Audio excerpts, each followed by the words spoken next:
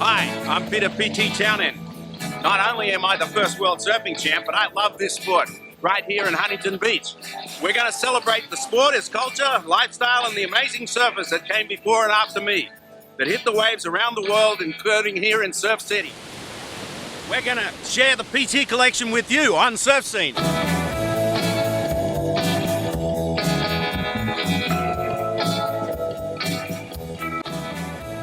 Welcome to Surf Scene. I'm Peter P.T. Townend, and we've got a great show coming up for you tonight. Got a couple of great champions from Huntington Beach. Joey Hawkins, he was the ASP WSL champion for longboarding back in 1992. And we've got John Bam Bam Parmeter.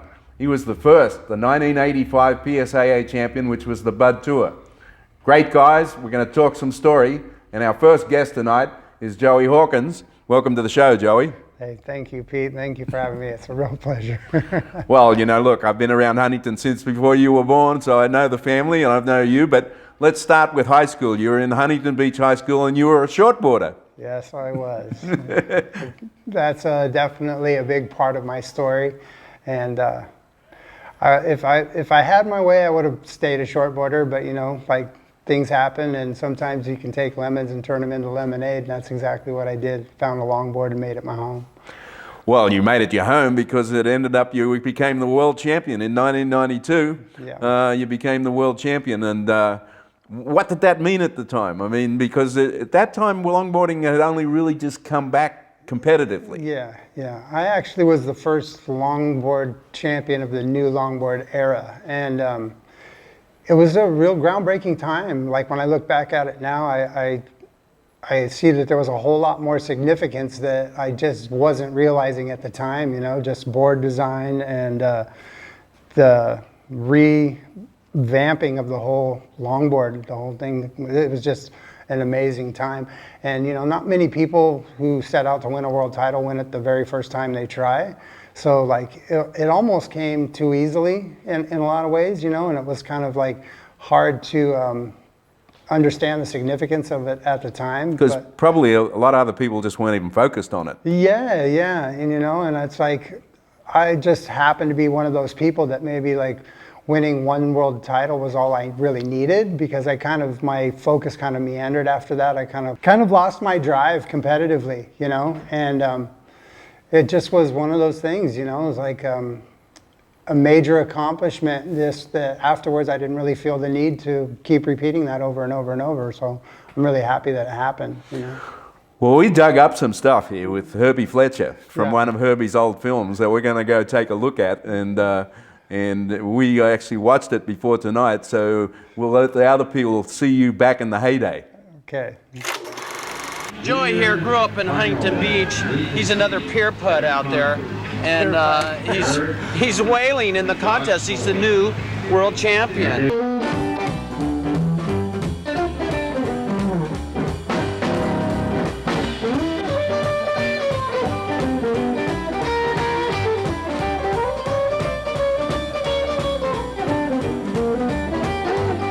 Why don't you come on down, let me show you what I've got now.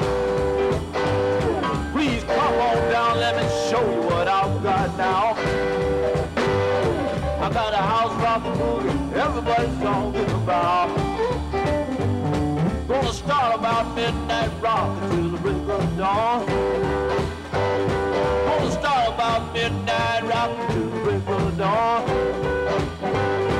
I got a house rock the boogie, baby, let's get it on. So, now you've become the ASP World Longboard Champion. Yeah. What did that mean, you know, to sponsorships and financially or anything? I mean, was that good for you?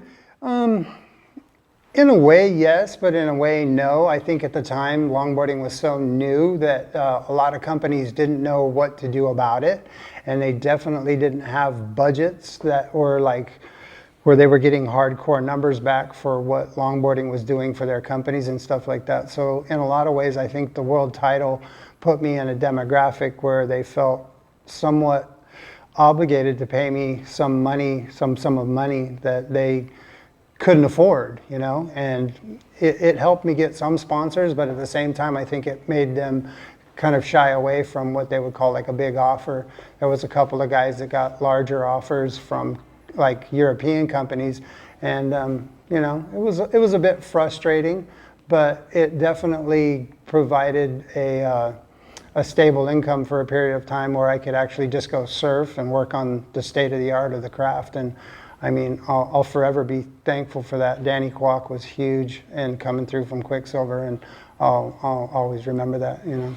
Well, we got a pretty interesting ad right here of Ultra Deck. So we just watched, of course, Herbie, you know, Herbie and you ripping it up. It looked like it was down at Lowers and maybe a little bit of Northside, but Herbie, of course, was a big part. Huge inspiration, you know, like guys like Herbie. I remember when I first started longboarding, I was completely smitten with it right away because you could actually do longboarding, shortboarding, and a mixture of maybe throw in a little skateboarding too and stuff. And it was something I'd never really seen at the time, but I kind of like was using what the influences of like Herbie was, and another of his team riders were like Jonathan and Israel. And I wasn't really sure whether or not I wanted what was going to happen with longboarding, but I remember when I seen Jonathan Paskowitz riding a longboard and seeing his whole professional image, like the way he carried himself and how he was just a full rock star. And I just was like, oh my, I know exactly what I'm going to do now. I'm going to be a longboarder, and this is going to be awesome. So that went on for quite a few years, Yeah. and then you kind of looked like you fell off the map, mate. And well, I did. And you went through some good times and some bad times. I sure did, yeah. So the injuries are a big part of my story. You know, like in high school, I was all set to do the pro tour. I was a shortboarder and stuff, and I had a really bad back injury. And that's how I kind of got into longboarding. And then my longboarding career kind of petered out right in about like mid-95 because I needed to get a back surgery. And that immediately led to not being able to surf. And whenever I've not been surfing, it usually leads to some not so brilliant decisions and whatever stupid idea might be sidetracking me at that moment. But, you know, the good times in life have always been represented with surfing. It's right there in the forefront. And whenever I've had bad times, it's always been something that I'm not doing, you know. And like, I never realized when I was a kid that surfing would be actually kind of the thing that was going to save my life, you know, because things did get pretty dark for me. And the further I got away from being able to surf on a regular basis, the more I kept thinking to myself, like, man, I need to get in the water. And like whatever it was that I was doing that I wasn't able to surf was not going to hold weight, you know, like I needed to get back in the water. So surfing actually got me out of my darkest times, you know, and I'm so thankful for that. I never would have guessed when I was a little kid that surfing was going to be the thing that would come so late in life, and I'd have such an appreciation for it now at this point. Well, it seems like you're out of the dark times at the moment. I mean, we've got some pretty good clips of you surfing the north side just recently, and it seems like you're pretty stoked to be back out on the north side. Oh yeah, it's one of those things where it's like, it just, you know, like when I was younger, I was so competitive, you know, and that same competitive drive to succeed doing other things that weren't healthy for me was almost like my ultimate downfall, you know. And so now, like actually being able to surf again and having made it out of that, I feel like every day is a blessing, and like literally every session's a blessing, you know. So it's like I don't get so caught up in the perfectionist tendency to have to do everything great and everything. I actually am enjoying. More about the fun? Yeah, more enjoying the process, and that's a huge gift that I get to give to myself, kind of letting go of having to be perfect all the time, you know what I mean? It's like, it's kind of great to not have that focus of competition and stuff on me, but still have that love for the sport. Well, thanks for turning up for Surf Scene. We're going to go check out some of these clips of you ripping the north side. My spot, the kiddie bowl, not anymore, but it was in the day. And then we'll be back with Bam Bam Parmeter.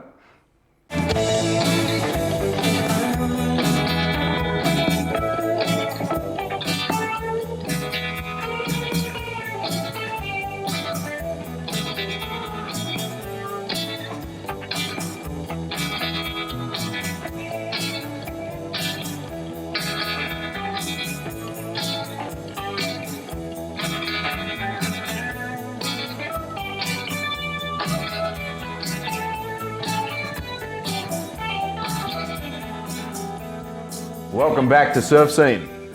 We got another great guest today, John Bam Bam Parmeter, who I've known for an awful long time, and him and his brother started off at Newport Beach, but they ended up on the Central Coast, and that's kind of where we're going to start. But before we even get about Central Coast, I want to know who gave you the name Bam Bam.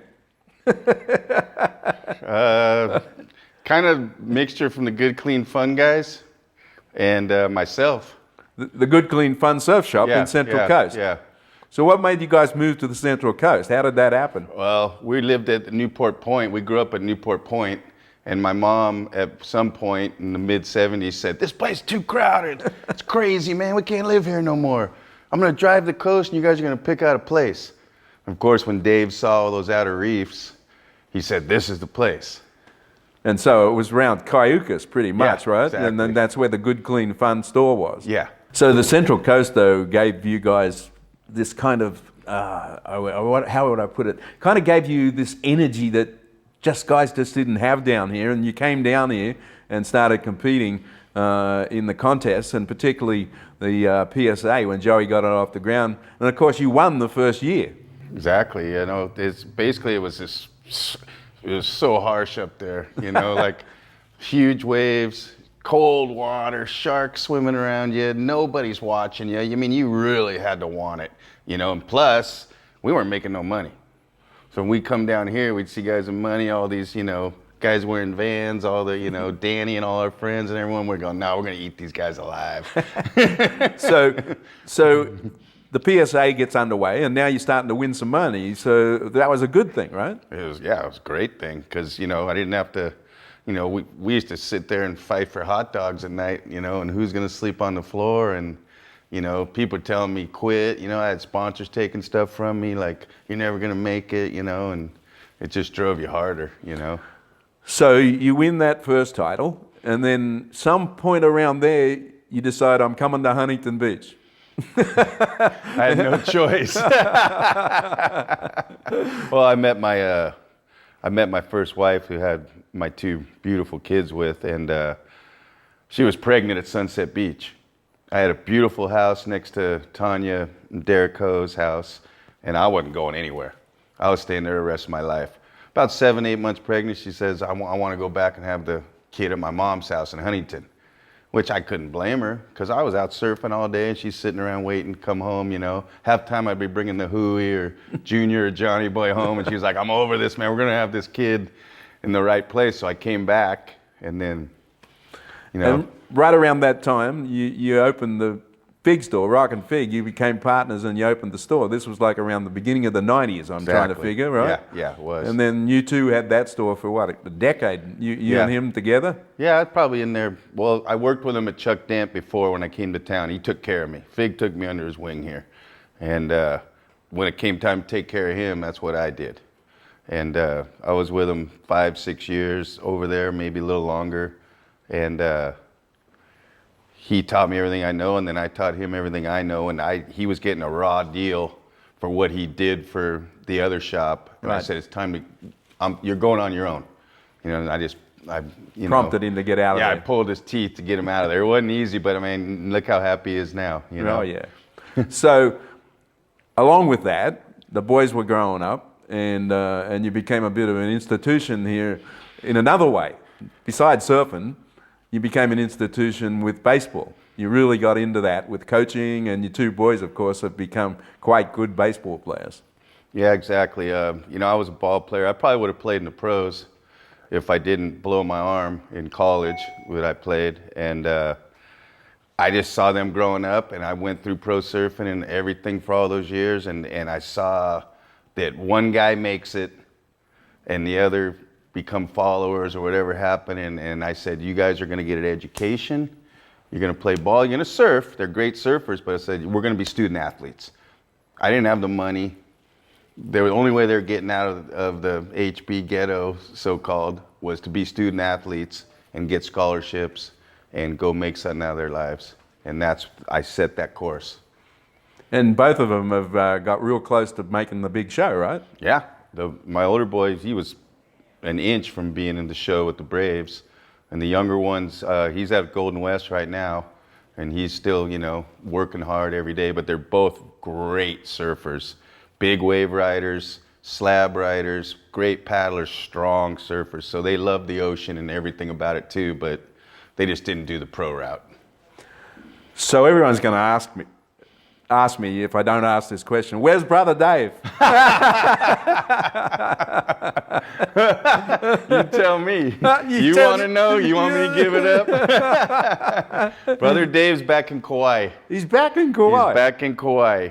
And is he still making some surfboards? He's making boards. He hasn't been coming over here. He has huge accounts, you know, all over the world, and especially San Luis Obispo. Right. But obviously what happened, and Kauai, they're really shut down. I mean, they're super paranoid, and he doesn't, and he's just staying isolated. He's on a beautiful property. He's got a beautiful woman, and he's happy. The only one's not happy is mom's, because no one's coming to see her. So these days, though, you're a bit of a local down on the open beaches, 17th Street in Balsa. Yeah, don't give it up, man. Don't give it up. I'm giving up the secrets. Don't give it up. I'm giving up the secrets. Well, basically, like my thing now is I don't make money surfing, so I don't need to go to the pier and hassle every day. I love everyone there, and I've always loved the pier, but my whole thing now is go find the waves by myself. When I can surf by myself in great waves, that's when I'm having fun. So that's what I do. That's my quest now. I go find beaches and places where nobody's out, and I just go surf and have fun. You know? Hey, Bam, I'm going to have to come down there one day and join you at these secret spots. Yeah. Well, anyway, we're going to end the show tonight with something really classic. If you remember my show, Wave Watch, this is like 30 plus years ago. Remember you came on just after you'd become the champion. This is him right. This is you right here. Look at us. Look how young we look, mate. So we're going to go to that interview, and then we'll come back and close the show. Great. Let's do it, man. But do you think, like the PSAA, do you think it's a good thing for California? I mean, it gives you guys an opportunity to make a living here without really having to go on the ASP tour. That's great. You know, it could turn out to be better than the ASP tour, because all the companies are here in California. All the big businesses, all the contests, you know, everyone who starts a company, it's usually in California. This is where all the people are, and most beach lifestyle in the world's lived here. And there's no reason why we can't have, you know, as big as a thing as golfing or tennis or anything. There's no reason. We just got to have the personalities and the people that draw in these crowds and everyone working together. Well, thanks for coming on the show, John, and it's been great hearing what your version of life is now. Bam, how classic was that? Oh, man, I wish I had those clothes again, man. Bring back the 80s. Bring back the 80s. Yeah, here we are. Well, thanks for coming on Surf Scene, mate. And I'll have to sneak down there and catch a wave with you. That's it been for this episode. We'll be back with another one very soon. There's more of that great stuff to come, but I'm going surfing right now. There's waves out here.